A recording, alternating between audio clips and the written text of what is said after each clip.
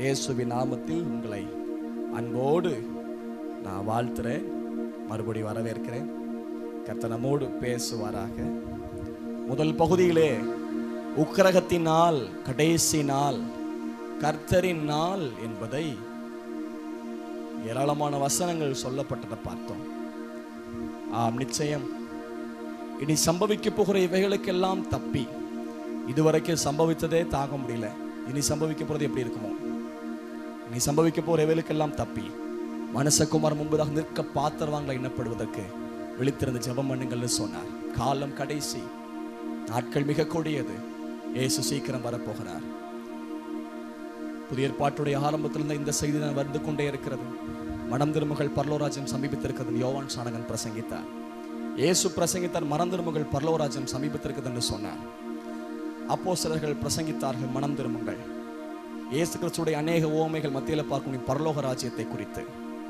கடைசியில் 7 சபைகளுக்கும் மனம் திரும்புன்ற வார்த்தை 5 சபைக்கும் சொல்ல, நல்ல சபைக்கு மட்டும் சொல்லாம மற்ற சபைகளுக்கு. ஏனென்றால் கடைசி கால ஜீவகிரத்தை பற்றி ஜெயம் கொள்றவனுக்கு குறித்து அங்கே சொல்லுகிறார். அப்போ பரலோக ராஜ்யம் மிக சமீபித்துக் கொண்டிருக்கிறார். பலவந்தம் பண்ணுகிறவர்கள் அதை பிடித்துக் கொள்வார்கள். இந்த பூமியின் எல்லா நன்மைகளையும், சுகத்தையும், ஆசீர்வாதத்தையும், செழிப்பையும், நல்ல குடும்பத்தையும், வாகனத்தையும், வீட்டையும் பெற்றுவிட்டு பரலோகத்தை இழந்துவிடக் கூடாது என்பதை நம்ம ரொம்ப அறியணும்.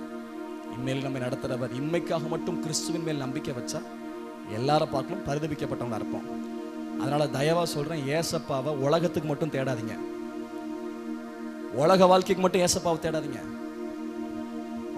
யாரா இருந்தாலும் பரவாயில்ல, இன்மைக்காக மட்டும் ஏசப்பா நம்பிக்கை வச்சிட்டோம், எல்லாரும் பார்க்கலும் பரிதபிக்கப்பட்டவங்களா இருப்போம். ஏசப்பாவை இன்மைக்காக மட்டும் தேடாதீங்க, சுகத்துக்காக மட்டும் தேடாதீங்க, அற்புதத்துக்காக மட்டும் தேடாதீங்க. ஏசப்பா தெய்வம். அவர் நித்தியமா உலக வாழ்க்கை கொஞ்சம், பரலோக வாழ்க்கை தான் நெடுகாலம், யுக யுகமா. அந்த வாழ்க்கைக்காக ஏசப்பாவை தேடுங்க. ஏசப்பா உங்களை ஆசீர்வதிப்பார். தேவன் நல்லவர். மறுபடியும் இந்த செப்பனியா 2ஆம் அதிகாரம் 1ஆம் வசனத்திலிருந்து 3ஆம் வசனம் வரைக்கும் மைக்கில் வாசிப்பாங்க, நீங்க கவனிக்கும்படி கேட்கிறேன். செப்பனியா.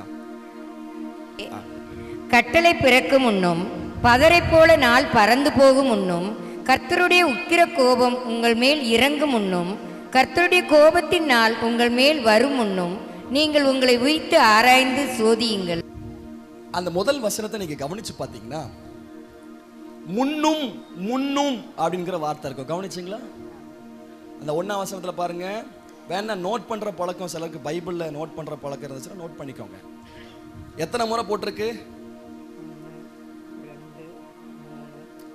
கட்டளை பிறக்கும் முன்னும் 1, பதரை போல் நாள் பறக்கும் முன்னும் 2, கர்த்தருடைய உக்கிர கோபம் உங்கள் மேல் இறங்கும் முன்னும் 3, கர்த்தருடைய கோபத்தினால் உங்கள் மேல் வரும் முன்னும் 4. ஒரே வசனத்துல 4 முறை முன்னும்ன்ற வார்த்தை இருக்கு. அப்படின்னா எதையோ சொல்ல வாராருன்னு அர்த்தம். புரியுதா? இதுதான் செய்தி இன்னைக்கு. அப்போ கோபத்தின் நாள் என்று நிர்ணயிக்கப்பட்டிருக்கிறது. நிச்சயமா இருக்கு. அது எப்போனா வரலாம். பயங்கரமா இருக்கும் பூமி. இந்த பூமி வெந்துருங்கி சாம்பல் ஆகும். நான் பாடினாங்க, இந்த பூமி வெந்துருகி சாம்பல் ஆகுமே, சிந்தித்து மனம் திரும்பி அவரை அண்டிக்கொள், விரைவுடன் ஓடிவா விண்ணிலில் சேரவே, வேகமாய் வேகமாய் வேகமாய், அந்த நாள் இன்ப இன்ப இன்ப நாள், இயேசுராஜன் வானில் தோன்றும் நாள். அப்படி பாடினாங்க வசனத்தை வச்சு. கடைசி காலத்தை பத்தி, அப்போ கடைசி காலத்தை பத்தி பாட்டு நிறைய வந்துச்சு. இப்போ வராது, வரமாட்டேக்கு. அப்போ பழைய பாடலாம் பார்த்தீங்கன்னா, சாரலாம் வந்துட்டு அவங்களுடைய பாடல், பழைய பாடலாம் பார்த்தீங்கன்னா எல்லா ஸ்டான்ஸால கடைசி பாட்டின் கடைசி ஸ்டான்ஸா வருகையை பற்றி இருக்கும், பரலோகத்தை பற்றி இருக்கும், நித்தியத்தை பற்றி இருக்கும். எந்த பாட்டிலே அது இருக்கு. இப்போ அப்படி போச்சு காலம். அவ்வளோ பரலோக வாழ்க்கை அவ்வளோ முக்கியம். இந்த பூமியின் வாழ்க்கையை நம்ம பெருசாக நினைச்சிட்டு இருக்கோம், பரலோகம் பெருசு பூமியை விட. ஆகவே நம்முடைய எண்ணத்தில் எப்பவுமோ பரலோகம் என்கிறது இருக்கணும். இனிமேல் நம்ம நடத்துவார், அற்புதமா சாட்சியா சுகமா வச்சு நம்ம நடத்துவார். பரலோக வாழ்க்கை ரொம்ப முக்கியமா இருக்கு. அப்போ இந்த வசனத்துல 4 முறை முன்னும்னு போட்டிருக்கு. அப்போ முதல் பகுதியில உக்கிர கோபம் வரும், கோபாக்கினை நாள் இருக்கு, யாரும் நிற்க முடியாது. அப்போ கோபாக்கினைங்கிறது நிர்ணயிக்கப்பட்டிருக்கு. ஆனா மறைக்கப்படுவீர்கள்னு 3ஆம் வசனத்துல பேசுறாரு. கோபத்தின் நாளிலே மறைக்கப்படுவீர்கள். அப்போ மறைக்கப்படுறதுக்கு முன்னாடி முன்னும்னு சொல்றாரு. உக்கிர கோபத்தின் நாளுக்கு முன்னாடி. அப்போ என்ன சொல்றாரு? 2ஆம் வசனம், நீங்கள் உங்களை உய்த்து ஆராய்ந்து சோதியுங்கள். அப்போ உக்கிர கோபத்துக்கு முன்னாடி என்ன செய்யணும்னு வேதம் சொல்லுது. இதை தான் நான் உங்களுக்கு போதிக்க விரும்புறேன். நிச்சயமா கவனிக்கும்படி அன்போடு கேட்கிறேன். அப்போ முன்னும் அதுக்கு முன்னாடி அவர் சொல்றது, உங்களை நீங்கள் உய்த்து ஆராய்ந்து சோதியுங்கள். அடுத்த வசனம், தேசத்தில் உள்ள எல்லா சிறுமியானவர்களே, கர்த்தருடைய நியாயத்தை நடப்பிக்கிறவர்களே, அவரை தேடுங்கள், நீதியை தேடுங்கள், மனத்தாழ்மையை தேடுங்கள். அப்பொழுது ஒருவேளை கர்த்தருடைய கோபத்தின் நாளிலே மறைக்கப்படுவீர்கள். அப்பொழுது, முதல் வசனத்துல முன்னும், இப்பொழுது அப்பொழுது. அப்போ இதுக்கு இடையில நம்ம என்னெல்லாம் செய்யணும் அப்படின்னு தீர்க்கதரிசி மூலமா பேசுறார். அதைத்தான் இன்னைக்கு செய்தியை கவனிக்க போறோம். முதலாவது, உக்கிரக கோபாக்கு நாளில் நாம் மறைக்கப்பட வேண்டுமானால் உக்கிரக கோபத்துக்கு முன் நாம் செய்ய வேண்டியது முதலாவது 2ஆம் வசனத்தை மறுபடியும் வாசிங்க. எல்லாரும் சேர்ந்து வாசிப்போமா? நீங்கள் உங்களை உய்த்து ஆராய்ந்து சோதியுங்கள். உன் ஜோலியை மட்டும் பாருன்னு அர்த்தம். அந்த வசனத்தை அர்த்தம், அவனவன் தன் ஜோலியை மட்டும் பார்த்துட்டு இருங்கள். புரியுதா? தூத்துக்குள்ள வேற எதுவும் வாக்கியம் உண்டா? உன் வேலை ஜோலியை பார்த்துட்டு இருப்பா அப்படின்னு அர்த்தம். பக்கத்தில் பார்த்து சொல்லுங்க, உங்க வேலை எது உண்டோ அதை மட்டும் நீங்க பாருங்க. கோபமா சொல்லாதீங்க, சாந்தமா சொல்லுங்க. உங்க வேலை என்ன உண்டோ உங்களை மட்டும் பாருங்க. நம்ம கண்ணில் பெரிய உத்தரம் இருக்கு, ஆனால் பக்கத்தில் துரும்ப பார்த்துட்டு சின்னதாக பார்த்துட்டு, அதான் ஆண்டவர் டீசெண்டாக சொல்றார், கடைசி காலத்தில் அவன் செய்ய வேண்டியது உன் வேலையை மட்டும் பார்த்துட்டு. ஆனால் கடைசி காலத்தில் நடக்குதுன்னு தெரியுமா? அடுத்த வேலையே பார்த்துட்டு இருப்பான், அடுத்தவனையே பார்த்துட்டு இருப்பான். கோபாக்கு நல்லா தப்பிக்கப்படணும். அருமையா போத வீடியோலாம். சரி, உங்களை மட்டும் நீங்க பாருங்க. ஆனா இப்ப அவரே எப்படி, இவர் எப்படி, அவ எப்படி, அண்ணா அவர் எப்படி, அந்த பாஸ்டர் எப்படி, இவர் எப்படி, மேடம் நீங்க எப்படி, சார் நீங்க எப்படி, ஐயா நீங்க எப்படி, அப்படி பார்க்கணும். உங்களை நீங்கள் உய்த்து ஆராய்ந்து சோதியுங்கள். ஆனா அந்த கடைசி காலத்தில் நடக்கிறது எல்லாம் அடுத்தவனையே பத்தி. பாலியல் சங்கத்துல இருந்தால் ஒரு சில வருஷத்துக்கு முன்னாடி, பல வருஷம், நாங்கள் சின்ன பையன் இருக்கும்போது எங்கள் சண்டே கிளாஸில் கூட அந்த ட்ராமா போட்டிருக்கோம். ஒரு ட்ராமா போட்டுதாங்க, ரொம்ப நல்லா இருந்துச்சு. ஒருத்தர் டிஷர்ட்டில் வட்டமாக ஓட்டை பின்னாடி, நீங்களும் பார்த்துருக்கலாம். அதை ஒருத்தன் பார்த்துட்டு பயங்கரமாக சிரிக்கான். டிஷர்ட்டில் ஓட்டை இருக்குது, அதை பார்த்துட்டு என்ன அழகா பயங்கரமாக சிரிக்கான், ஓட்டை இருக்கு அப்படின்னு. இவன் திரும்பினப்புறம் இவன் அந்த டிஷர்ட்ல ஓட்டை இருக்கு பார்த்தீங்களா, அவன் வந்து இவனை பார்த்து சிரிக்கான். எதுக்குடா சிரிக்கான்? பயங்கரமா சிரிக்கான். எதுக்குன்னா முதல்ல சிரிச்சான் பாருங்க, அவன் டிஷர்ட்ல பெரிய ஓட்டை இருக்கு. இவன் அவனை பார்த்து சிரிக்கான், அவன் இவனை பார்த்து பல்ல காட்டுறான். இதுதான் உலகத்தில் நடக்கு. இவன் அவனை பார்த்து பல்ல காட்டுறான், அவன் இவனை பார்த்து பல்ல காட்டுறான். நீங்க என்ன பண்றீங்க? பல்ல காட்டுறீங்களா? யாராவது அவனை பத்தி இவனை பத்தி மெசேஜ் அனுப்புவாங்க, நீங்க பல்ல காட்டுறீங்களா? உங்களை பத்தி யாராவது பார்த்து மெசேஜ் அனுப்பும்போது அவங்க பல்ல காட்டுறாங்களா? இதுதான் நடக்கு. வேதத்தில் அருமையான சம்பவம் இருக்கு. இப்போ இயேசு உயிர் திறந்துட்டாங்க. இயேசு மறுதலிச்சார். பேதுரு மீன் பிடிக்க போனார். கரையில் இயேசு வந்து நிற்கிறாங்க.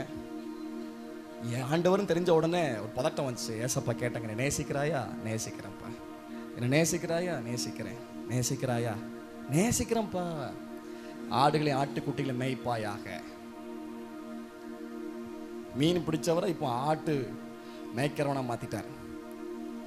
மீன் பிடித்தல் சுவிசேஷ ஊழியம், ஆட்டுக்குட்டியை மேய்க்கிற சபை ஊழியம் பிசப்பா பேதுரை மாத்திட்டார். இப்போ பேதுருக்கான வாக்கு தத்தங்களை சொல்லிட்டு வர்றாரு யோவான் கடைசி அதிகாரத்துல. நீ முதிர் வயதும் இருப்பா, உன்னுடைய அறைய ஒருத்தன் கட்டுவான் இருக்கா அப்படின்னா என்ன அர்த்தம்? நீ வந்து முதிர் வயது வரைக்கும் இருப்பப்பா, பேதுரு சீக்கிரத்தை சாவ மாட்டேன்னு அர்த்தம். இதை சொல்லிட்டார். பேதுருக்கான வாக்கியங்களாம் முடிஞ்சிட்டு மன்னிச்சு ஏத்துக்கிட்டு, அப்பா மறுதலிச்சவனையே மன்னிச்சு ஏத்து, நீ இருப்பப்பா அப்படின்னு பேசுறாரு. இப்ப தலைவருக்கு இருதயத்துல ஒருத்தனை பத்தி அறிஞ்சுக்கிட்டே இருக்கணும். யாரை பத்தினா? யோவானை பத்தி. இவனை பத்தி சொல்லியிருக்கு, உன்னதான் மன்னிச்சிருக்காரு. காட்டி கொடுத்தவன் அவுட்டு. இயேசு ஏற்கனவே சாகதான் போறாரு. ஆனாலும் இவன் ஊடக்கிலேயே போய் தண்ணியை வாழ்கிற ஒப்பு கொடுத்தான். அவனை பத்தி எழுதப்பட்டிருக்கு. ஆனால் நீ மறுதலிச்சப்பா, உன்னை ஏத்துக்கிட்டு எப்படி வாக்குத்தத்தம் கொடுத்து இப்படி வச்சிருக்காரு. ஜெயிலில் இருந்த போது கூட நல்லா தூங்குனாரு. ஆனா பேதருக்கு தெரியும், என்னை பத்தி தீர்க்க தரிசனம் இருக்கு, நான் முதிர் வயதுல தான் சாவேன். முதிர் வயதுல இருக்கும்போது என்ன ஒருத்தன் எனக்கு ஒருத்தன் வேஷ்டி கட்டி விடுவான்னு வசனம் அப்போ இந்த வயசுல நான் ஜெயிலில் ஜாக மாட்டோம்ப்பா. நல்ல வாக்குத்தத்தம் இருக்கு. ஆனா தலைவருக்கு இருதயத்துல ஒரே குறுகுறுப்பு. அப்படியே ஏதாவது செய்தி அறிஞ்சே ஆகணும். யாரை பத்தினா யோவான். ஏசப்பாட்ட கேட்கிறாரு. என்ன கேட்டாரு? மார்பிலே சாய்ந்திருப்பானே அன்பின் சீசன், இவன் காரியம் என்ன? நீ என்னையே ஒரு கதை மாதிரி பார்த்துட்டு இருக்கிய. பைபிளை பார்ப்போம். யோவான் 20. நான் இப்படிதான் பேசி வாழைப்பழத்தில் ஊசி இறக்கணும்ல. எல்லாரும் மனம் திரும்பணும். இந்த கடைசி காலத்தில் முக்கியமாக இந்த செய்தியில் மனம் திரும்பணும். இந்த பகுதியில் 18ஆம் வசனத்தில் பேதுருடைய வாக்குத்தத்தம் முடியுது. 19ஆம் வசனத்தில் இவ்விதமான மரணத்தினாலே அவன் தேவனை மகிமைப்படுத்த போகிறான் என்பதை குறிக்கும்படியாக இப்படி சொன்னார். அவர் இதை சொல்லிய பின்பு அவனை நோக்கி என்னை பின்பற்றி வா என்றார். 20ஆம் வசனம். பேதுரு திரும்பி பார்த்து இயேசுவுக்கு அன்பாய் இருந்தவனும். பேதுருட்ட அவ்வளவு பேசியிருக்காரு. ஏசப்பாக்கு நன்றி எல்லாம் ஏதாவது நல்ல வார்த்தை ஆமென் அல்லேலூயா வருதான்னா இல்ல. அடுத்த பேதுருட்ட இருந்து வர்ற வார்த்தையை பாருங்க. இயேசுக்கு அன்பாய் இருந்தவனும் ராபோஜர் மத்தியில் அவர் மார்பிலே சாய்ந்து ஆண்டவரே உம்மை காட்டி கொடுக்கிறவன் யார் என்று கேட்கணுமாகிய சீசன் பின்னே வருகிறதை கண்டான். அவனை கண்டு பேதுரு இயேசுவை நோக்கி ஆண்டவரே இவன் காரியம் என்ன? அப்பா, சிலருக்கு ஒரே ஆத்தும பாரமே அதுதான். அடுத்தவங்க இவன் காரியம் என்ன, இவா காரியம் என்ன ஆராய்ஞ்சுக்கிட்டே இருப்பாங்க. அப்படியே எட்டி பார்க்கறது. கேமரா நம்ம வீட்டில் வச்ச மாதிரி இருக்கும். ஆனால் கேமரா பக்கத்துல திருப்பி வச்சிருப்பாங்க சில இடத்துல. யார் வாரா, யார் போறா, என்ன செய்யறா, அப்படியே ஆராய்ச்சி. ஏசப்பா என்ன டீசெண்டா பதில் சொன்னார் பாருங்களேன். அதற்கு இயேசு, நான் வருமளவும் இவன் இருக்க எனக்கு சித்தமானால் உனக்கு என்ன, நீ என்னை பின்பற்றி வா என்றார். ஏல உன் காரியம் முடிஞ்சிட்டல, உன் ஜாலியை பார்த்துட்டு போன அர்த்தம் இந்த வசனத்துக்கு. புரியுதா இல்லையா? ஆனா டீசெண்டா போட்டிருக்கு வசனத்துல. நம்ம இந்த 2025ஆம் ஆண்டுக்கு ஏற்றாறு மாதிரி தான் சொல்லணும். ஏன்னா நான் வர வரைக்கும் அவன் உயிரோடு இருந்தாம்னா உனக்கு என்ன, உனக்கு என்னன்னு போட்டிருக்கு. நான் வர வரைக்கும் அவன் ஜாவாம இருந்தாம்னா உடனே அது வர டயலாக். எனக்கு ஒரு சின்ன நியூஸ் கிடைச்சா போதும் எப்படிலாம் பேசுவாங்க தெரியுமா? அடுத்தது டயலாக் வருது பாருங்க. அப்பா, இந்த டயலாக் அப்பவே பேச ஆரம்பிச்சிருக்காங்க. இப்போ என்ன பேசுறாங்க அடுத்தது? ஆகையால் அந்த சீசன் மறிப்பதே இல்லை. அப்பா, ஒரு புள்ளி கிடைச்சா போதும் பெரிய வட்டமே போட்டுருவான், பொம்மையே வரைஞ்சிருவான். ஏசு வர்ற வரைக்கும், ஏசு இன்னும் வரல, 2000 வருஷத்துக்கு மேல ஆச்சு, வருவாருன்னு வெயிட் பண்ணிருக்கு. இது வரைக்குமா யோவான் உயிரோடு இருக்கிறாரு? அப்பவே பேச்சு வந்திருக்கு பாத்தீங்களா? எந்த வாக்கியம் எந்த பேச்சு கிடைச்சாலும் எக்ஸ்ட்ரா டயலாக் விட்டு பேசாதீங்க. கண்ணுக்காது மூக்கு வாயெல்லாம் வச்சு இருதயத்தின் எண்ணம் தோற்றம் நித்தமும் பொல்லாதவைகள். அப்பா, கொஞ்சம் கிடைச்சத எக்ஸ்ட்ரா அடிச்சு விட்டு பெருசா பேசி, இது மனுஷனுடைய தப்பு. அது இருதயத்தின் எண்ணம். இந்த சிறைச்சாலையில் உள்ள அந்த சிறைச்சாலைக்காரன் திடீர்னு பவுல் கையில் கட்டெல்லாம் ஊத்து போட்டு வரிய வராரு. பார்த்துட்டு பயந்துட்டான். பவுலும் சீலாம் வெளியே வரும்போது என்ன பண்ணான் தெரியுமா? பட்டயத்தை உருவி தன்னை குத்த போறான், தற்கொலை செய்ய போறாங்க. இப்போ இந்த நேரத்துல பவுல் சத்தம் விடுறாரு. அவர் பிரசங்கம் பண்ணும்போது இப்படி சத்தம் விட்டுருப்பாரான்னு தெரியல. உரத்த சத்தமிட்டு, எப்பா நாங்க இங்கதான் இருக்கிறோம், உனக்கு கெடுதி உண்டு செஞ்சிடாத. தன்னை கொல்ல போறான். என்ன கட்டுண்டவர்கள் ஓடி போனார்கள் என்று எண்ணி, அந்த மிஸ் அண்டர்ஸ்டாண்ட், தவறான எண்ணம் தன்னை கொலை செய்ய போகுது. நான் வரும் மூலம் இவன் இருக்க உனக்கு என்ன? அப்ப என்ன எப்பவுமே அடுத்தவங்களை பத்தி, அவளை பத்தி, இவளை பத்தி அப்படியே ஓடிட்டு இருக்கு. கோபாக்கு நல்லா மறைக்கப்படணுமா? உங்களை பத்தியே யோசிங்க. சில வசனத்தை வாசிப்போம். புலம்பல் 3ஆம் அதிகாரம் 40ஆம் வசனம். புலம்பல் 3ஆம் அதிகாரம் 40ஆம் வசனம். நாம் நம்முடைய வழிகளை சோதித்து ஆராய்ந்து கர்த்தரிடத்தில் திரும்ப கடவோம். நாம் நம்முடைய வழிகளை ஆராய்ந்து சோதித்து கர்த்தரிடத்தில் திரும்ப கடவோம். நாம் நம்மை திருவிருந்தை குறித்ததான வாக்குவாதங்கள், குழப்பங்கள், சந்தேகங்கள் ஏற்பட்ட போது அப்போஸ்தலனாகிய பவுல் மூலமா கொரிந்து சபைக்கு நிருபம் எழுதப்படுது. அதுல 11ஆம் அதிகாரத்தில் எழுதுறார். 28ஆம் வசனம் 31ஆம் வசனத்தை கவனிங்க. எந்த மனுஷனும் 28:31 எந்த மனுஷனும் தன்னைத்தானே சோதித்தறிந்து. எந்த மனுஷனும் என்றால் இப்ப இங்கே யோசிப்போம். எந்த மனுஷனும் என்றால் பிரசங்கம் பண்ணுற நானாக இருந்தாலும், இந்த கூட்டத்தை நடத்துகிற ஊழியராகிய பாஸ்டர் அலெக்ஸாக இருந்தாலும், இங்கே மேடையில் இருக்கிற ஊழியராக இருந்தாலும், ஐக்கியத்திற்கு ஊழியராக இருந்தாலும், இங்கே வயதில் மூத்தவர்களாக இருந்தாலும், இங்கே டாக்டர் இருக்கலாம், இன்ஜினியர் இருக்கலாம், ப்ரொஃபஸர் இருக்கலாம், ஸ்டூடெண்ட்ஸ் இருக்கலாம், நார்மலாக கூலி வேலை செய்கிறவங்க இருக்கலாம், மண்டபத்தின் ஓனராக கூட இருக்கலாம், கேட்டுட்டு இருக்கிற ஐஏஎஸ் ஐபிஎஸ் யாராவது இருக்கலாம், எந்த மனுஷனும் தன்னைத்தானே சோதி. அதில் பிரிவினே கிடையாது, பச்சபாதமே கிடையாது. whoever it may be, இங்க இருந்து கடைசி வரைக்கும் யாரா இருந்தாலும் தன்னைத்தான் சோதித்தறிந்து இந்த அப்பத்தில் புசித்து. 31ஆம் வசனம், நம்மை நாமே நிதானித்து அறிந்தால் நாம் நியாயம் தீர்க்கப்படும். நம்ம அடுத்தவனே செல்லாம் நிதானம் தெரிய மாட்டோம். கண்ணு பார்த்ததெல்லாம் டக்குன்னு அடிச்சு சொல்லிடுவோம், அவன் அப்படித்தான் இவன் அப்படித்தான். சிலர் ரொம்ப வித்தியாசமான டேலண்ட் உள்ளவங்களா இருப்பாங்க, செய்கையிலேயே பேசுவாங்க.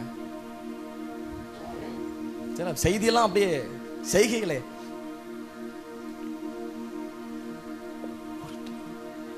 அந்த 3வது தெருல 4வது வீட்டில் உள்ளவ ஓடிட்டாலாம். கண்ணு எப்போ வந்து அந்த ஆந்த கண்ணு மாதிரி இப்படியே இருக்கும். சில கண்ணெல்லாம் மோசமா இருக்கும், அந்த கண்ணு மாதிரி உருட்டி பார்த்துக்கிட்டு கேமரா தோத்துரும். சிசிடி கேமரா, சில சிசிடி கேமரா இவங்க கண்ணை புடுங்கி கொண்டு வைக்கணும், அப்படி சூப்பரா இருக்கும் பளிச்சுன்னு. பைபிள் வாசிக்கிறதுக்கு கண்ணு தெரியாது, ஆனா அடுத்த ஆளை பார்க்கறதுக்கு கண்ணு நல்லா தெரியும். யாரும் அப்படி இருக்கிறீர்களா? சிசிடி கேமராக்கு உங்க கண்ணு தேவைப்படுது, கண் மாற்று பரி செஞ்சிருவோம் பயங்கரமா. ஆனா ஆண்டவர் சொல்றாங்க, உங்களை நம்மகிட்ட நிறைய குறை இருக்கு, நம்மகிட்ட நிறைய பாவம் இருக்கு. அப்போ கொஞ்சம் அலசி பார்த்து, என்ன ஆண்டவர், மேகம் இஸ்ரவேல் ஜனத்துக்கு நடத்தி கொண்டு போனது, ஆனா மேகம் எப்பவும் போயிட்டே இருந்துச்சுன்னா இல்லை. 42-40 இடங்கள்ல பாளையம் இறங்கினார்கள். அப்படின்னா என்ன அர்த்தம்னா, மேகம் நின்றோம், ஸ்டாப் ஆயிரும். மேகம் நிற்கிறது என்றால் அதில் சில அர்த்தம் இருக்கு. ஏன்பா நிற்குது, ஏன் போகல, இத்தனை மாசமா இத்தனை வருஷமா ஒரே இடத்துல கீழே உட்கார்ந்து கூடாரம் போட்டு இருக்கிறோமே, எதுக்கு, ஏன் ஆண்டவரே, இன்னும் தப்பு என்கிட்ட இருக்கா, எதுவும் பாவம் என்கிட்ட இருக்கா, எதுவும் குறை என்கிட்ட இருக்கா, சில அற்புதம் நடக்கலையா, சில நன்மை நடக்கலையா, சில தாமதம் வருதுல, ஏதோ நம்ம வந்து என்ன பண்றோம், இல்லை பிள்ளைக்கு 4 நாள் மோசம் போட்டாலே நம்ம மோசமாயிருந்தோம், உடனே ஹாஸ்பிட்டலுக்கு கொண்டு போய் என்னதுன்னு சோதிக்க போறோம். கல்யாணம் ஆகி கற்பதுங்கடியிலடா அது வந்து டெஸ்ட் பண்ணுங்க. அது பலர் வந்து இந்த அந்த அம்மா கூட அமைதியா இருப்பாங்க, அதுவும் சுத்தி இருக்கிற சொல்ற ஜனங்கள் இருக்காங்களே, அப்போ உடனே செக் பண்ண போறோம்.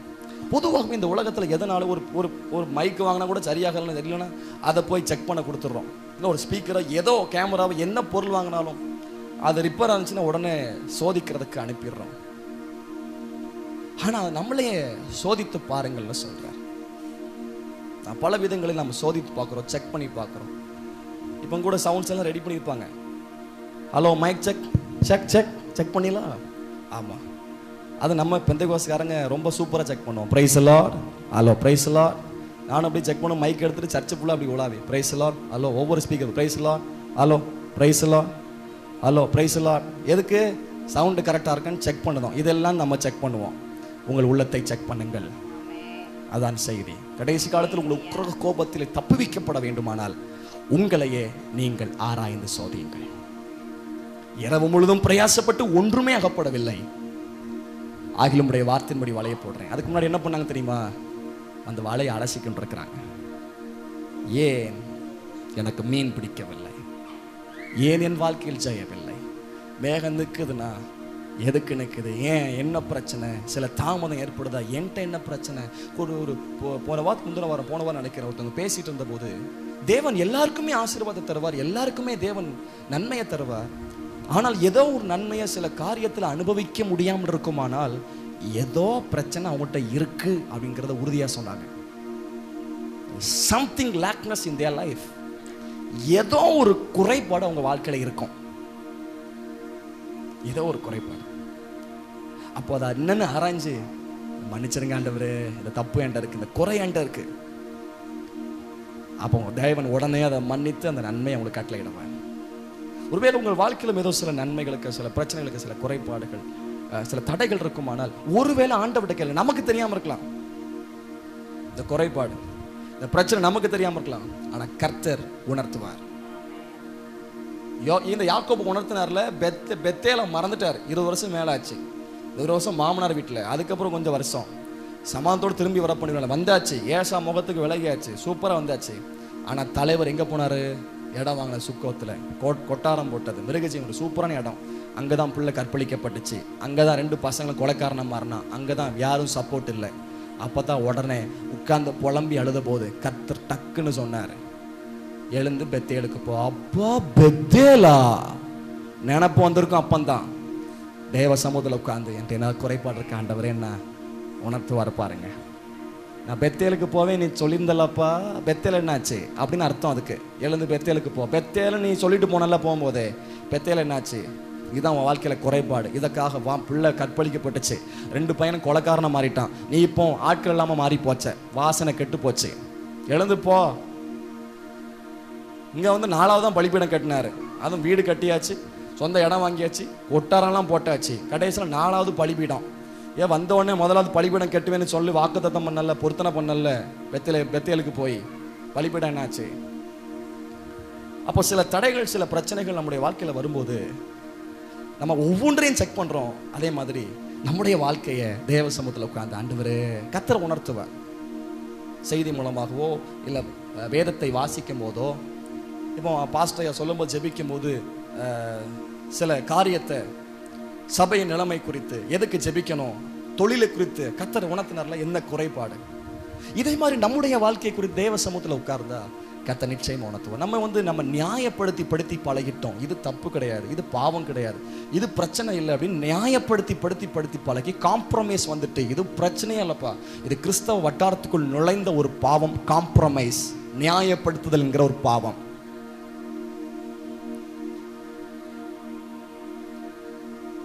யோபை குறித்து ஒருத்தர் என்கிட்ட கேள்வி கேட்டாங்க, யோபு உத்தமன் சன்மார்க்கன், அப்போ அவருக்கு ஏன் பிரச்சனை, அவர் பொல்லாங்கினால் சோதிக்கிறவர் அல்லவே, அப்போ இவருக்கு ஏன் பொல்லாங்க வந்துச்சு? யோபுடைய வாழ்க்கையில் இருந்த பாவம் சுயநீதி. இந்த வசனத்தை எடுத்து காமிச்சாங்க. அப்பதான் தெரிஞ்சு, ஓ அப்போ யோபுடைய வாழ்க்கையில் ஒரு பிரச்சனை இருந்திருக்கு. என் நீதின் பார், தான் நீதிய கூட, நீதிங்கிறது வேற. அப்ப ஏதோ ஒரு குறைபாடு இருக்கு. அப்ப அதை ஆராய்ந்து சோதித்து 2 கொரிந்தியர் 2ஆம் அதிகாரம் 9ஆம் வசனம், 2 கொரிந்தியர் 2ஆம் அதிகாரம் 9ஆம் வசனம் வாசிங்க. 2 கொரிந்தியர் 2:9. நீங்கள் எல்லாவற்றிலேயும் கீழ்ப்படிந்திருக்கிறீர்களோ என்று உங்களை சோதித்து அறியும்படி இப்படி எழுதினேன்.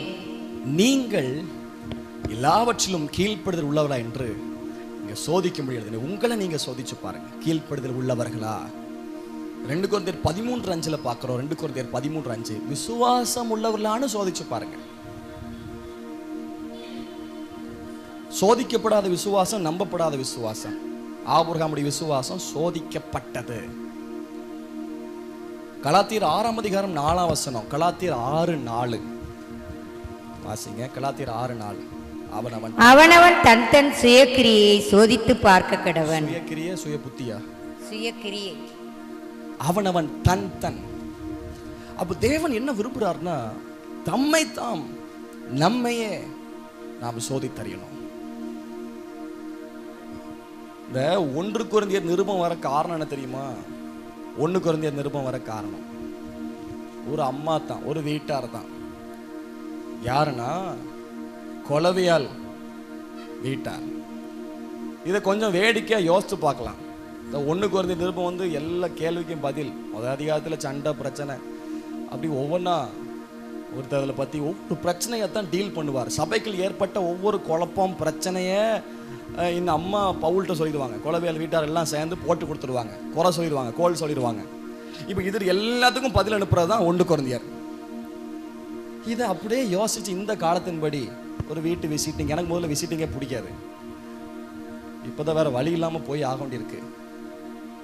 ஆனாலும் பேச மாட்டேன், ரொம்ப ஓவரா போயிட்டு ஜோம் மட்டும் வந்துட்டே இருப்போம். ஏன்னா அவங்க காரியத்தை பேச மாட்டாங்க.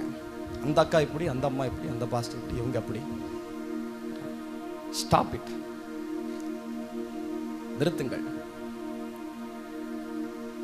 இந்த அம்மா கொலவியல் இது அந்த ஒரு இப்படி பிரச்சனை, இங்கே அப்படி பிரச்சனை, ஒருத்தன் கிறிஸ்துவ சேர்ந்தவங்க, ஒருத்தன் அப்போலோ சேர்ந்தவங்க, ஒருத்தன் கேபா சேர்ந்தவன், ஒருத்தன் வந்து டேரக்டாக பரலோகத்துக்கு, நான் வந்து இயேசுவை சேர்ந்தவனுங்க. அப்படி ஒரே எல்லா பிரச்சனையும் அடிச்சு விட்டான். இப்போ இந்த காலத்தில் ஒரு கொலவையா வீட்டார் அம்மாவா இருந்து எங்கிட்ட எல்லாத்தையும் போட்டு கொடுத்து அடுத்த வாரத்திலேருந்து ஒவ்வொரு வாரமும் ஒவ்வொரு குறிப்பு செய்தி பிரசங்கத்திலிருந்து முதல் அதிகாரம் ஐக்கியத்தை பற்றி நீங்கள் சண்டை உங்களுக்குள் இருக்கிறதாமே, பவுலா உங்களுக்காக மரித்தார், பாஸ்டர் அலெக்சா உங்களுக்காக மரித்தார்.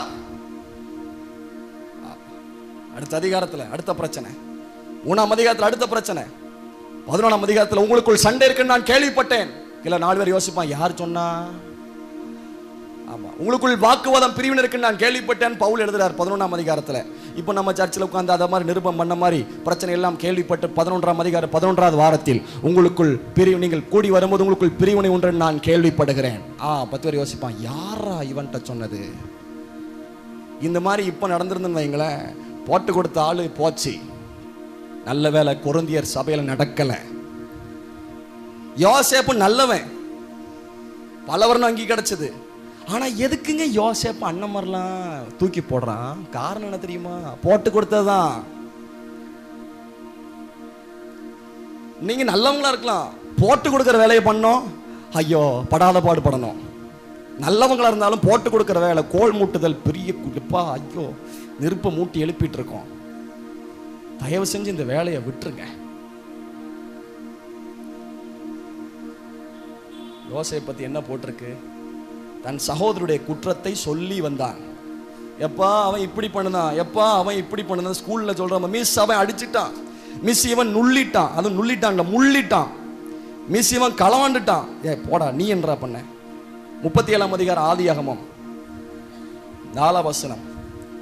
அவனுடைய சகோதரர் எல்லாரிலும் அவனை தங்கள் தகப்பன் அதிகமாய் நேசிக்கிறதை அவன் சகோதரர் கண்டபோது அவனோட பட்சமாய் பேசாமல் அவனை பகைத்தார்கள். எதுக்கு அப்படின்னா, மன்னிக்கணும் அந்த வசனத்தை, 2ஆம் வசனமா வாசிங்க. தேங்க்யூ. யாக்கோபுடைய சந்ததியின் வரலாறு. யோசேப்பு 17 வயதிலே தன் சகோதரனுடனே ஆடுகளை மேய்த்து கொண்டிருந்தான். கடைசி வாக்கியம் பாருங்க. தேங்க்யூ. அவர்களுடைய துன்மார்க்கத்தை தன் தகப்பனுக்கு சொல்லி வருவான். அப்பா இந்த யோசேப்புடைய வேலை என்னது? அன்னைமாருடைய துன்மார்க்கத்தெல்லாம். அப்பா இது ரொம்ப நல்லவனா இருப்பான், சிலர்லாம் லீடர்லாம் ஸ்கூல்ல, இதான் இவன் மட்டும் நல்ல நீதிமான் என்றும் மற்றவங்க எல்லாம் குற்றவாளி என்றும் எண்ணி, ஐயா இதை பண்ணிட்டான், எப்பா இவன் இப்படி பண்ணிட்டான், எம்மா இவன் இப்படி பண்ணிட்டான். அதனால தான் யோசேப்பை மற்ற சகோதரன் எல்லாரும் சேர்ந்து பகைச்சான். ஒருவேளை கர்த்தவங்க பகைத்தனாலும் நீங்க யாரையெல்லாம் போட்டு கொடுத்தீங்களோ அவர்களும் உங்களை பகைப்பார்கள். அதனால போட்டு கொடுக்கிற வேலையை தயவு செஞ்சு நிறுத்திடலாம். நம்மளையே நாம பார்ப்போம்.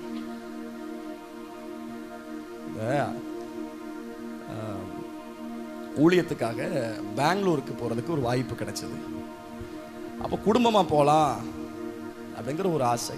இப்போ மனைவி ஆசைப்பட்டான் குடும்பம் போகலாம். அப்போ ஜோம் பண்ணுவோம், கர்த்தர் தேவைகளை சந்திச்சா நம்ம டிக்கெட் போட்டுறோம். அதுவும் பிள்ளையை கூட்டு போகிறப்ப முறையாக அப்படி வெளியே போகிறது, அதுவும் ட்ரெயினில் பிள்ளையை கூட்டு முறையாக ட்ரெயினில். ஏன்னா அது ரொம்ப கஷ்டம், பிடிச்சி எடுத்து ஓடி காப்பாற்றுறதுலாம், அது சமாளித்து கொண்டு போகிறது கடினம். அப்போ சரி தேவன் நடத்தல் கொடுத்தார், வாய்க்க பண்ணார். அடையாளத்தை கேட்டு ஜெபம் பண்ணோம், கர்த்தர் வாய்க்க பண்ணாங்க. டிக்கெட் புக் பண்ணியாச்சு, ட்ரெயின் ஏறி கிளம்புறோம். இங்கே தூத்துக்குள்ள தான் கிளம்புறோம். அப்போ கொஞ்சம் கிளம்பி மூவ் ஆகும் போதே எனக்கு ஒரு ஸ்மெல் வந்து லைட்டாக வந்துச்சு. நான் ஏதோ வெளியே பொதுவாக அப்படித்தானே, வழியோரத்தில் இருக்கிற நிலம்னா என்ன அர்த்தம்? வழி அருகே உள்ள நிலம். இந்த பறவை இந்த விதைக்கும் போது சில விதைகள் வழி அருகே விழுந்தது. வழியில் விழலை, வழி அருகே. இப்போ கார்லையோ பஸ்ஸுலையோ ட்ரெயின்லையோ போகும்போது வழி அருகே உள்ள அவ்வளோ பிரச்சனையும் பார்க்கலாம். சாக்கடை ஓடும், அதான் சில இருதயம் வழி அருகே உள்ள இருதயமாக இருக்குது. இந்த கோழி தீவனத்தெல்லாம் தட்டி போட்டிருப்போம், கோழியெல்லாம் தட்டி போட்டிருப்பான், மீன்லாம் தட்டி போட்டிருப்பான். அப்பா இந்த வழி அருகேலாம் ஏதோ கிடக்கும், செத்து கிடக்கும் போல நினச்சிக்கிட்டேன். ஒரு மணி நேரம் இருக்கும். கோயில் போய் தாண்டி போகும்போது ரொம்ப ஸ்மெல் வர ஆரம்பிச்சிட்டு, ஏசி கோச் பயங்கரமான ஸ்மெல் வர ஆரம்பிச்சிட்டு. அது கடைசியில் எப்படி வர ஆரம்பிச்சிட்டுன்னா, அது உள்ள ஃபுல்லாக புகை வர ஆரம்பிச்சிட்டு, பயங்கரமான புகை. நாங்கள் அந்த ஏசி கோச்சில் கரெக்டாக அந்த லாஸ்ட்டில் அந்த டோர் பக்கத்தில் இருக்கிறோம். பெங்களூர்னாலே பொதுவாக ஐடி ஃபீல்ட்லேருந்து போகிறவங்க தானே, எல்லாம் படித்தவங்களா இருப்பாங்க. எல்லாம் பயந்து எடுத்து ஏதோ தீ வந்து விபத்துடான்னு பயந்து எல்லாரும் அடித்து ஓட பார்க்காங்க. வெளியே ட்ரெயின் போயிட்டுருக்கு, பயந்துட்டு. அப்போ நம்மளும் இந்த யாக்கோபு மாதிரி இந்த யோதானை கடக்க பண்ணி, குமாரத்தி பிள்ளை எல்லாம் கடக்க பண்ணி பிந்தி தனித்துந்தான்ற மாதிரி நம்மளும் மனைவி பிள்ளைய அப்படியே கூப்பிட்டு அடுத்த கோச்சில் போய் உட்கார வச்சுட்டு ஃப்ரீயாக இருந்துச்சு. அங்கே உட்கார வச்சுட்டு இங்கே வந்து பார்த்து எல்லாம் மாஸ்க்கெல்லாம் போட்டுட்டு அதுவும் டயலாக்லாம் விட ஆரம்பிச்சிடும். இப்படித்தான் போன வாரத்தில் ஒரு ட்ரெயின் விபத்தாகி உள்ள வத்தம் தீ வந்து செத்துட்டாங்க. அதுக்கு எத்தனையோ வருஷத்துக்கு முன்னாடி கதையெல்லாம் சொல்கிறாங்க. ஒரு சம்பவம் நடந்தால் போதும் எக்ஸ்ட்ரா அப்பா நியூஸ் எல்லாம் அடிக்கி விடுவாங்க பாருங்கள். இங்கே இந்த விபத்து நடந்தது, இங்கே ட்ரெயின் பிரச்சனை, இங்கே இந்த ட்ரெயினுக்குள்ள புகையாக இருந்துட்டு இருக்கு.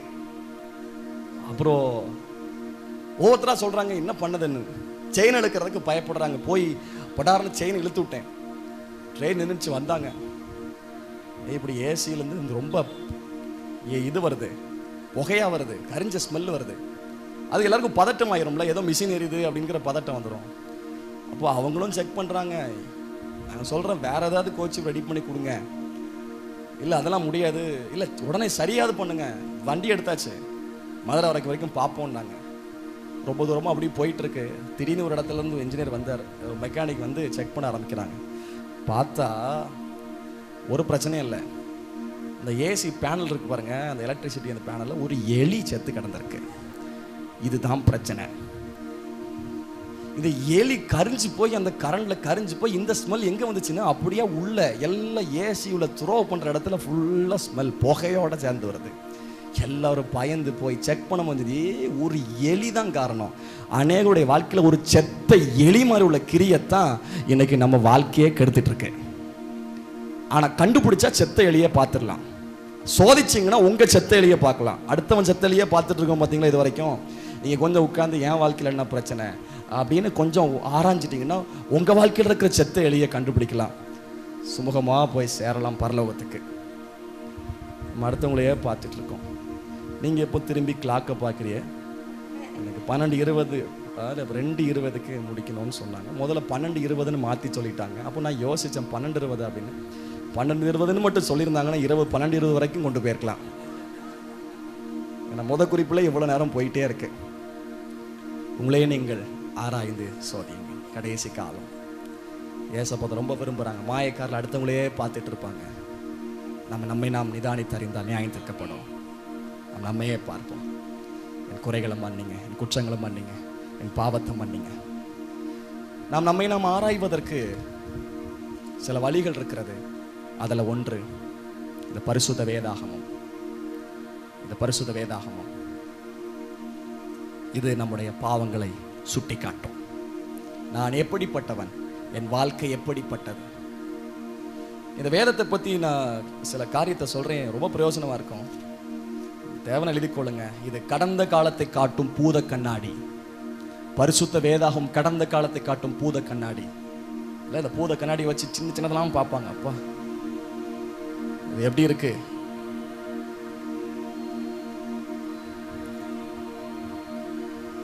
நம்முடைய வாழ்க்கையில் உள்ள கடந்த காலத்தின் பாவங்கள் ஆராய்வதற்கு இந்த வேதம் நம்முடைய வாழ்க்கையை சோதிப்பதற்கு அது உதவியா இருக்கு. ரெண்டாவது நிகழ்காலத்தை காட்டும் முகம் பார்க்கிற கண்ணாடி. It is like a mirror. நிகழ்காலத்தை காட்டும். இன்னைக்கு நான் எப்படி இருக்கேன், இந்த வேதத்தின் சம்பவங்களை பார்க்கும்போது இன்னைக்கு என் வாழ்க்கை எப்படி இருக்கு, முகம் பார்க்கிற கண்ணாடி. மூன்றாவது இது வருங்காலத்தை காட்டும் தூர திருஷ்டி கண்ணாடி, டெலஸ்கோப். கொடைக்கானல ஊட்டில் ஏதோ மலையில மேலே இருந்துட்டு எங்கேயோ அந்த பழனி தான் பவானியா அது தெரியுதுன்பான். பார்த்துட்டு ஆமாம் ஆமாம் தெரியுது, அங்கே ஒரே செடியா இலையா இருக்கான்னு தெரிஞ்சிட்டு இருக்கோம். இல்லாத தெரியாதவன் அந்த ஊரை பற்றி தெரியாதவன் தெரியுதுன்றான். இந்த கோபி சட்டி பாளையம் தெரியுது போற, ஆமாம் தெரியுது. சட்டி தான் தெரியும், கோபி அவனுக்கு தெரியாது, இந்த ஊரை பற்றியே தெரியாது. ஆனாலும் மேலேருந்து இந்த அந்த அந்த டெலஸ்கோப்பில் வச்சு பார்ப்பான். ஆனால் அந்த ஊரை பற்றி தெரிஞ்சவங்களுக்கு அது கரெக்டாக தெரியுது. பைபிள் நம்முடைய எதிர்காலத்தை காட்டும் தூர திருஷ்டி கண்ணாடி. மற்றவங்களே பார்த்து பார்த்து பார்த்து பழகி நம்முடைய பரிசுத்தம் நாம் இழந்து கொண்டிருக்கிறோம், நம்முடைய நீதியை நாம் இழந்து கொண்டிருக்கிறோம். ஆகவே நாம் அடுத்தவங்களை சோதிக்கிற நேரத்தை விட்டு குற்றப்படுத்தி விட்டு நாம் நம்மை நாமே ஆராய்வதற்கு இடம் கொடுப்போம். கோபாக்கினால் நீங்கள் மறைக்கப்படுவீர்கள். அடுத்தது சில குறிப்பு சொல்றாரு, அதை நீங்கள் நோட் பண்ணிக்கோங்க. நான் அதை முழுசா தியானிச்சு சொல்ல விரும்பல. அவரை தேடுங்கள், அவரை தேடுங்கள், அவரை கண்டடை சமயத்தில் அவரை தேடுங்கள். இல்லை, முதலாவது கர்த்தரை தேடினவர் தான் ஆசா. அவன் கர்த்தரை தேடினதுக்கெல்லாம் காரியம் வாய்க்க பண்ணார். யுத்தம் வந்த போது கொஞ்சம் ஜனம்தான், ஏராளமான குடும்பம் நிற்க வேண்டியிருக்குதே. எங்களுக்கு துணை நெல்லும் எதிராளிக்கு ஏராளமான ஜனம், எங்களுக்கு கொஞ்சம் ஜனம். போய் ஜெபம் பண்ணாரு, கர்த்தரை தேடினார். கர்த்தர் ஜெயமா எருசலேம் திரும்ப பண்ணார். ஆனா கடைசியில அவருடைய மரணம் எப்படி தெரியுமா? அவன் தன் வியாதிப்பட்ட போது கர்த்தரை அல்ல பரிகாரியே தேடினான். டாக்டரை தேடுறது நான் தப்புன்னு சொல்ல மாட்டேன். டாக்டரை மட்டும் தேடிக்கிட்டே இருக்கிறது தப்பு. மருந்து மட்டும் தேடிக்கிட்டே இருக்கிறது தப்பு. மருந்தையும் மருத்துவத்தையும் டாக்டரையும் தேடுறதுக்கு முன்னாடி ஒரு ஆண்டுடைய பிள்ளை கர்த்தரை தேடணும். அவர் தான் பரிகாரி. மருத்துவம் மருந்து போஸ்ட்மார்ட்டம் பண்ணி வைக்கும். நிரந்தர சுகத்தை எந்த மருந்துமே கொடுக்காது. இது மருத்துவராக இருந்தவங்களுக்கு நிச்சயமா தெரியும். எந்த மருந்தும் எந்த மருத்துவமும் பூரண சுகத்தை நிவர்த்தியை இந்த பூமியில கொடுப்பதே இல்லை. அப்படி கொடுத்துருந்தானா ஏன் அவன் மருந்தை அப்டேட் பண்ணணும்ங்க? எதுக்கு மருந்தை புதுசா உருவாக்கணும்ங்கிறேன். ஒரே மருந்தை லெவலா உருவாக்கிட்டே வரானே, இன்னும் கண்டுபிடிச்சிட்டே வரானே. தெய்வீக சுகம் தெய்வீக சுகம் அவர் கொடுத்த நிரந்தரமானது. தலைவலி மாத்திரை, தலைவலி போயிட்டு தலைவலி போகல, தலைவலியை மறக்க வச்சது அவ்வளவுதான். நீங்க பெயின் கில்லர் போட்டிய, ஆனா தலைவலிக்கு இருந்துட்டே தான் இருந்துச்சு. நீங்க மாத்திரை வந்து எடுத்துட்டே இருந்தீங்க, கிட்னி பாதிக்கப்பட்டே இருக்கு, சைடு எஃபெக்ட் வந்துட்டே இருக்கு. அதனால மருத்துவத்துக்கு நான் எகேன்ஸ்டே கிடையாது. நோயல் மருத்துவம் தேவன் இருக்கு. மருத்துவ குணத்தை பத்தி வேதம் சொல்லுது. லூக்கா மருத்துவர். கர்த்தரை தேடணும். சவுல் செத்து போனா, சவுல் செத்துறதுக்கு சில காரணங்கள் இருக்கு. ஆனா கர்த்தர் ஒரு காரணத்தை சொன்னார். அவர் அவனை கொன்று, கர்த்தரே சவுலை போட்டு தள்ளினார்னு போட்டிருக்கு. எதுக்கு? அவன் கர்த்தரை அல்ல அஞ்ஞான பார்க்கணும் தேடி போனான். சூனியக்காரனை சோசியக்காரனை தேடி போவாதீங்க ஆண்டுடைய பிள்ளைகளே. கர்த்தரை தேடுவோம் காரியம் வாய்க்க. நாள் பார்க்கறது சோசியம் பார்க்கறதுக்கு அருவருக்கப்பட்ட பாவம், சாபத்திடான பாவம். கர்த்தர் சவுலை கொல்றதுக்கு காரணம் அவன் அஞ்ஞானம் பார்க்கறவங்கள தேடி போனான். கர்த்தரை தேடு, பெத்தேலை தேடாதே, இடத்துக்கு முக்கியத்துவம் கொடுத்து இடத்தை தேடாதே. வேதத்துல பார்க்கிறோம். ஆமா, சஞ்சாதிகார் 4:7 கர்த்தரை தேடுங்க. கர்த்தரை தேடுறதை விட்டு அந்த இடம் இந்த இடம், பவர் டவர் கோபுரம், கர்த்தரை தேடு. அவர் பிரசன்னமா இருக்கிற எல்லா இடத்துலையும். இடத்து முக்கியத்துவம் கொடுப்பதை விட தேவனுக்கு முக்கியத்துவம் கொடுங்கள். கர்த்தரை தேடுங்க. மூன்றாவது, நீதியை தேடுங்கள். வசனத்துல பார்க்கிறோம், நீதியை தேடுங்கள். லோத்தி நாட்கள் சோதோமி நாட்கள் இருந்தது பார்க்கிறோம். லோத்தை குறித்து 2 பேர் 2:8-9 நீதிமான் போட்டிருக்கு. நோவாவை பத்தி பார்க்கிறோம். நோவா நீதிமான், நீதிமானா இருந்தபடினால் இவர்கள் காக்கப்பட்டார்கள். நம்முடைய நீதியில் அழுக்கான கந்தில் அவர் தான் நம்மை நீதிமானாய் மாற்றுகிறார். அதில் ஏதோ சொல்ல விரும்புகிறேன்னா, நீதியை தேடுங்கிற போது இப்படி எல்லா நீதியும் நிறைவேற்றுவது என் மேல் உள்ள கடமை. நீதியை நிறைவேற்றுவது, நீதியை நிறைவேற்றுவது என்பது இது ஞானஸ்தானம், தேவனுடைய நீதி. ஏசப்பை ஏற்றுக்கொண்ட பின்பதாக பிதா குமாரன் பரிசுத்தாவின் நாமத்தில் மூழ்கி ஞானஸ்தானம் எடுக்காதவர்கள் வாழ்க்கை ஒப்புக்கொடுங்கள். ஜலத்தினாலும் ஆவிலும் பரவிட்டால் தேவனுடைய ராஜ்யத்தில் போக முடியாது. இயேசு வரப்போகிறார். ஆகவே ஞானஸ்தானத்துக்கு ஒப்பு கொடுங்கள், நீதியை நிறைவேற்றுங்கள், நீதியை தேடுங்கள், கடைசில மனத்தாழ்மையை தேடுங்கள். அப்பொழுது ஒருவேளை உங்களுடைய கோபாக்கினால் மறைக்கப்படுவீர்கள். இப்போ கிறிஸ்து உங்களை கோபாக்கினால் அழிக்கணும். நான் கடைசியில் சில வசனத்தை மட்டும் சொல்லி முடிக்க விரும்புகிறேன். சில காலையில் சில வசனத்தை பார்த்தேன் புதிய ஏற்பாட்டில். பழைய ஏற்பாட்டில் வித்தியாசமாக வருது. நான் புதிய ஏற்பாட்டில் சொல்லும் போது ரோமர் 5:9 இப்படி நாம் அவருடைய இரத்தத்தினாலே நீதிமானாக்கப்பட்டிருக்க தேவ கோபாக்கனுக்கு நீங்களாக அவராலே நாம் ரட்சிக்கப்படுவது அதிக நிச்சயமாவே. கோபாக்கனுக்கு நீங்களாக. அப்போ கோபாக்கிலிருந்து விடுதலை பெறதுக்கு வழி இயேசுவே. எபேசியர் 2:3 அவருக்குள்ளே நாம் எல்லாரும் முற்காலத்தில் நமது மாம்ச இச்சையினாலே நடந்து நமது மாம்சமும் மனசும் விரும்பினவைகளை செய்து சோபத்தினாலே மற்றவர்களைப் போல கோபாக்கனின் பிள்ளைகளாக இருந்தோம். சோபத்தில் கோபாக்கனின் பிள்ளைகளாக இருந்தோம். அந்நிய நாட்டில் நாங்கள் புறஜாதிகளாக அந்நியராக இருந்தோம். கோபாக்கனின் பிள்ளைகளாக இருந்தோம். ஆனால் இப்போ கர்த்தர் நீதிமானா மாற்றாரு. 1 அவர் மரித்தோல் எழும்பினவரும் இனிவரும் கோபாக்கனை நின்று நம்மை நீங்களாக்கி ரட்சிக்கிறவரும் ஆகிய அவருடைய குமாரனாகிய இயேசு பரலோகத்திலிருந்து வருவதை நீங்கள் எதிர்பார்த்து கொண்டிருக்கிறதையும் அறிந்திருக்கிறார்களே. அப்போ கோபாக்கனை இனிவரும் கோபாக்கனை நம்மை நீங்களாக்கி ரட்சிக்கிறவர் தான் இயேசு. அதற்காகத்தான் இயேசு இந்த பூமிக்கு வந்தார். இயேசுவை முழு மனதாய் ஏற்றுக்கொள்ளுங்கள். அவரை தெய்வம், அவரை நமக்காய் மரித்தவர், அடக்கமனம் ரத்தம் சிந்தி உயிர் தெழுந்தவர். இயேசு உயிரோடு இருக்கிறவர். இயேசு மறுபடி வரப்போகிறார். தெசலோனிக்கர் 5:9 தேவன் நம்மை கோபாக்கினைக்கென்று நியமிக்காமல் நம்முடைய கர்த்தராகிய இயேசு கிறிஸ்து மூலமாய் ரட்சிக்கப்படுவதற்கென்று நியமித்தார். நம்மை கோபாக்கினைக்கென்று நியமிக்கல, பரலோகத்துக்கென்று தான் நியமித்தார். நரகம் பிசாசுக்கு, சாத்தானுக்காக உருவாக்கப்பட்டது. அவன் ஆட்களை சேர்த்துட்டு இருக்கான். ஆனா தேவன் கோபாக்கு நம்ம சாகணும், நமக்கு கோபாக்கு நியமிக்கல. பரலோகத்து போகணும்னு கிறிஸ்து இந்த பூமிக்கு வந்தார். கோபாக்கள் தப்பித்துக் கொள்வதற்கு 4 வழிகள் செப்பனியா மூலமா சொல்றார். 1, உங்களையே நீங்கள் உயிர்த்து ஆராய்ந்து சோதியுங்கள். 2வதாக அவரை தேடுங்கள், தேவனை தேடுங்கள். பாஸ்டரை தேடாதீங்க, கர்த்தரை தேடுங்க. அதான் பொதுவாக அடிக்கடி சொல்லுவேன். போற இடத்துலலாம், சில இடத்துல